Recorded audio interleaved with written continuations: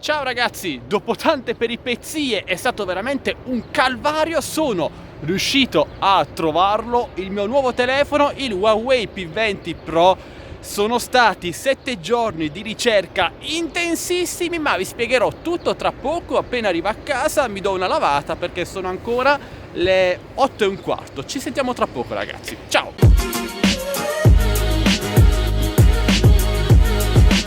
Ed eccoci qui, finalmente, in compagnia del Huawei P20 Pro. Vi ringrazio per avermi suggerito l'acquisto di questo smartphone nel mio post su Instagram, che arrivò all'incirca a una quarantina di commenti. Grazie a tutti, ed è stata una ricerca, credetemi, assurda, un'odissea che ora vi racconterò. Ovviamente in questa storia dovrò omettere i nomi reali degli store dai quali sono passato durante la ricerca di questo prodotto. Lo sapete, c'è sempre la questione di cattiva pubblicità, denunce, quindi. Allora ragazzi, questo telefono lo sto cercando già da una settimana circa e inizialmente l'avevo prenotato online da uno store online famosissimo, da cui faccio anche vari unboxing, e non è Gearbest. Veniva prezzato 860 euro, con uno sconto quindi di 40 euro rispetto al prezzo originale. La data di rilascio era il 6 aprile, solo che arrivato a quella data il telefono era scomparso dal listino, dalla pagina online di questo store. Ho contattato lo store e mi hanno detto che non avevano idea di quando sarebbe stato disponibile, e infatti ancora oggi non è disponibile su quello store. Quindi ho annullato l'ordine e sono andato a cercarlo con le mie gambette in giro per Bari, in una ventina di negozi grandi, piccoli, medi, e non sono riuscito a trovarlo da nessuna parte. Inizialmente mi dicevano che era già esaurito, nonostante fosse uscito da poche ore. Non so chi ha 900 euro da spendere per un telefono, comunque qualche pazzo come me sicuramente c'è anche qui a Bari, e quindi ci stavo rinunciando. Un aneddoto particolare è da una grande catena commerciale di elettronica molto famosa, dalla quale sono passato. Avevano questo telefono disponibile e mi hanno detto te lo prendo subito, e sono tornati con lo scatolo completamente aperto, con il cavo di ricarica già slegato, e quindi mi stava venendo qualche dubbio, fin quando ho visto che il tipo dell'addetto stava prendendo il telefono da esposizione e me lo stava dando a prezzo pieno. E io lì mi sono ovviamente un po' incazzato, non so se si può dire, perché secondo me prendere a prezzo pieno a 900 euro un telefono che è stato già aperto, già toccato da altre persone, e non so se magari è anche già caduto, quindi con tutti gli accessori già sbustati, non mi andava. Cioè, finché fosse stato in offerta di 50-100 euro va bene, ma prendere quello d'esposizione al prezzo pieno mi sembrava una presa per il sedere. Spero che questo si possa dire. Fatemi sapere anche voi cosa ne pensate, se voi avreste comprato un prodotto da esposizione pur di averlo subito, oppure no, come ho fatto io. Per me questa è la scelta giusta. Questo addetto tra l'altro si è anche un po' arrabbiato e lo stavo per mandare veramente male, ragazzi. Cioè, io sono il cliente, i soldi sono i miei e decido io come spendere i miei soldi. Comunque ho aspettato qualche giorno fino a quando ho trovato in un'altra grande catena commerciale, sempre a prezzo pieno, a 899 euro, il Huawei P20 Pro, però completamente sigillato, e l'ho comprato. E ringrazio anche la ragazza che mi ha guidato durante l'acquisto per la sua gentilezza. Abbiamo aperto il telefono insieme nel negozio e abbiamo provato che fosse tutto ok.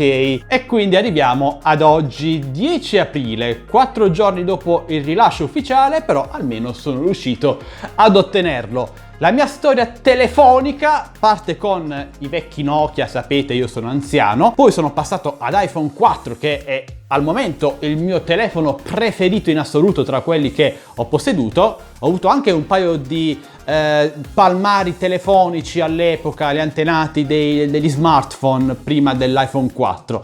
Dopo l'iPhone 4, iPhone 6, mi sono trovato bene, poi Samsung S8 che utilizzo per vari video anche per questo, con il quale però ho avuto tanti problemi. Innanzitutto la fotocamera principale spesso va fuori fuoco e bisogna battere con le dita, quella frontale non mette quasi mai a fuoco, lo schermo diciamo che rimangono impresse delle immagini come se si bruciasse, non so, una cosa abbastanza brutta. Inoltre la batteria dura pochissimo, lo carico 3 volte al giorno, quindi almeno per me esperienza con i Samsung assolutamente bocciata. Questa volta provo il Huawei P20 Pro e speriamo bene. Se anche questa volta andrà male con Android, mi sa che tornerò a settembre con il nuovo iPhone. Staremo a vedere. Fatemi sapere anche voi se vi trovate meglio con Android o iOS e in caso fosse Android con quale dispositivo avete trovato la pace dei sensi. Direi che ora possiamo procedere all'unboxing del Huawei P20 Pro e vediamo cosa c'è nella confezione. Allora,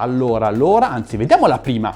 Huawei P20 Pro. Huawei, qui c'è scritto tripla camera Leica ed è il motivo principale per il quale ho comprato questo telefono, per la fotocamera che è fantastica e utilizzerò per i miei video nei prossimi giorni. Huawei P20, varie scritte, confezione abbastanza anonima, mi ricorda un po' quella dei prodotti Xiaomi. Apriamo, si presenta davvero bene, è bello grosso il telefono ed è protetto dalla pellicola anteriore che andiamo a liberare. Eccoci qui. Perfetto, guardate quanto è bello questo telefono. Sì, è un po' un padellone, se non sbaglio è un 6 pollici e 1. Bello, bellissimo. C'è anche la tacca, il notch qui sopra. Non è un grande problema perché qui si può nascondere grazie al display AMOLED, quindi non si nota la differenza. Andiamo a rimuovere anche dietro tutto quanto. Ci sono un sacco di pellicole, sottopellicole, adesivi. Io l'ho preso nero, anche se c'è anche blu, è una colorazione Twilight 2 in 1 molto bella, però io sono rimasto sul classico. Ecco qui la tripla fotocamera, una da 40 megapixel, una monocromatica bianco e nero e l'altra con lo zoom che sembra essere fantastico. Hanno anche una bella apertura queste fotocamere, quindi catturano molta luce, sono perfette anche in ambienti poco illuminati, magari di sera. È bello Leica, mi piace molto il design, fatemi sapere se anche a voi piace. Vetro avanti e dietro, quindi molto delicato, mi sa metallo, sì, alluminio sulla parte laterale, inferiore e superiore. Sotto c'è solo l'entrata USB-C per la ricarica, quindi bisogna adattare il jack per le cuffie con l'adattatore, però abbiamo 2 casse audio che quindi sembra essere molto buono. Sopra ci sono microfoni, sensori infrarossi per divertirsi nei centri commerciali nel cambiare canale e televisori in esposizione, dual SIM, 128 GB di memoria interna, non espandibile, peccato, 6 GB di RAM, molto essenziale, abbiamo solo il volume a destra, l'accensione e poi nessun altro tasto. Io dell'S8 odiavo quel tasto supplementare a sinistra che serviva per Bixby, credo, una cosa del genere, che in Italia è inutilizzabile, quindi era una funzione del tutto inutile che faceva perdere solo tempo quando sbagliavamo il tasto da premere. Vediamo che altro c'è nella confezione. Abbiamo la graffetta per la SIM, potevano contemplare la possibilità di inserire la micro SD nello slot della seconda SIM, come succede per tanti smartphone come i già citati Xiaomi, manuale, anche in italiano, garanzia, una piccola custodia in silicone morbida, ok, questa sicuramente sarà utile, eccola qui, trasparente, molto carina. È anche abbastanza spessa, quindi andrà a colmare un po' il dislivello che c'è con la fotocamera. Carica batterie, ricarica rapida ovviamente, non supporta la ricarica wireless, è da 2 A. Cavo di ricarica USB, USB-C che sembra anche abbastanza lungo. Cuffiette che ho letto non essere di grandissima qualità e ricordano tantissimo quelle dell'iPhone, ed infine il malefico adattatore USB-C jack per cuffie e microfono. E non c'è nient'altro nella confezione, torniamo al telefono e andiamo ad accenderlo insieme. Wow, ha vibrato, bellissimo. Huawei.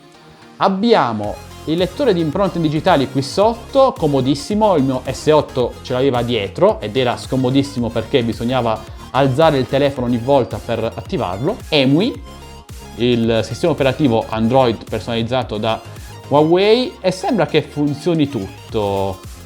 Italiano, Italia.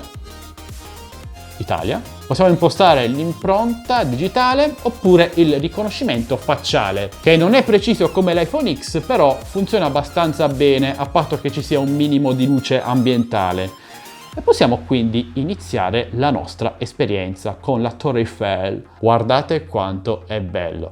Ok ragazzi, questo ovviamente è solo un primo sguardo al mio nuovo telefono, il Huawei P20 Pro. Spero vi piaccia, fatemi sapere. Io non sono un tecnico di smartphone, quindi non posso darvi info molto dettagliate, vi mando comunque alla scheda tecnica che trovate qui sotto in descrizione. Spero di trovarmi bene con questo telefono. Possiamo usare il lettore di impronte anche come tasto, quindi per tornare indietro, alla home, eccetera eccetera, nonostante sia touch, e quindi possiamo togliere i tasti virtuali, cosa molto comoda. Io penso che questo telefono lo amerò molto, specialmente per le foto e i video che vi porterò nei prossimi giorni. Bene ragazzi, questo è tutto con il Huawei P20 Pro, che magari tornerò a mostrarvi nelle prossime settimane dopo che l'avrò utilizzato abbastanza. Non voglio fare una recensione troppo affrettata, anche perché ci sono molti canali migliori del mio che trattano smartphone ovviamente, e quindi non voglio sostituirmi a loro. Fatemi sapere cosa ne pensate di questo video e di questo smartphone, se ho fatto un buon acquisto oppure no. Io aspetto i vostri commenti per parlare insieme a voi qui sotto. Inoltre, se volete entrare nel mio canale Telegram delle offerte, nel mio gruppo Facebook e nel mio canale Instagram, ci sono tutti i link in descrizione video. Lasciate come sempre tanti bei like, commentate e condividete questo video a tutti i vostri amici. Noi ci vediamo al prossimo video, probabilmente registrato con Huawei P20 Pro, ovviamente sempre qui su Addicted to Games. Ciao ragazzi!